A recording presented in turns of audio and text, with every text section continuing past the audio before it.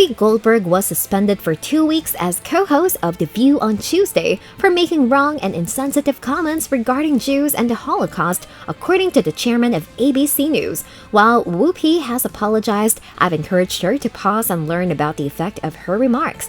ABC News President Kim Godwin issued a statement in which he said the entire ABC News organization stands in solidarity with our Jewish colleagues, friends, family, and communities. The ban comes a day after Goldberg said on The View that race did not play a role in the Holocaust. Goldberg apologized hours later again on Tuesday's morning show, but the original statement was condemned by several major Jewish leaders. "My statement offended so many people, which was never my aim," she stated Tuesday. "I understand why now, and for that I am eternally grateful since the information I received was quite beneficial and helped me grasp a variety of issues."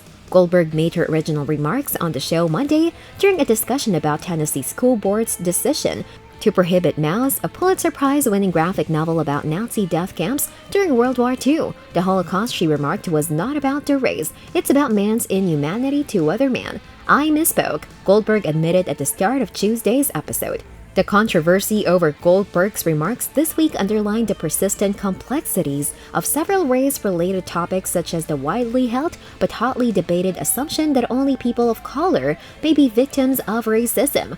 "I am suspending Whoopi Goldberg for 2 weeks, effective immediately, for her misguided and disrespectful comments," Godwin stated in a statement. On Tuesday, The View invited Jonathan Greenblatt, CEO of the Anti-Defamation League and author of It Could Happen Here, to address why her statements were offensive. "Jewish people are feeling persecuted right now," Greenblatt remarked. Rabbi Abraham Cooper, Associate Dean of the Simon Wiesenthal Center, lauded Goldberg for being outspoken on social concerns throughout the years, but said he couldn't understand her Holocaust statement. "The only answer I can think of is that there is a new definition of racism that has lately been made public that defines racism solely as the targeting of persons of color, and history clearly shows us otherwise." Cooper added, "Everything about Nazi Germany, the persecution of Jews, and the Holocaust was about race and racism.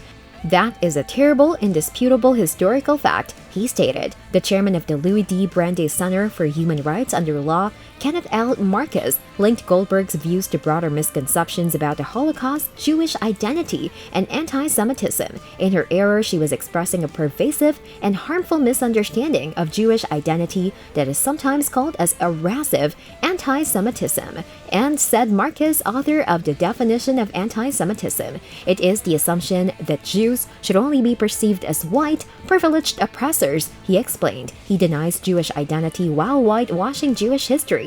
Marcus discussed the employment of anti-Jewish stereotypes about being powerful, domineering, and dangerous, as well as downplaying or denying anti-Semitism. Jill Savage, president and CEO of the National Center for Civil and Human Rights, responded calmly to Goldberg's remarks. "No one can get inside Whoopi Goldberg's mind, but I believe she is attempting to convey the message that the Holocaust was motivated by hatred. It is all about inhumanity. What is inhumane? What humans will do to another," Savage explained.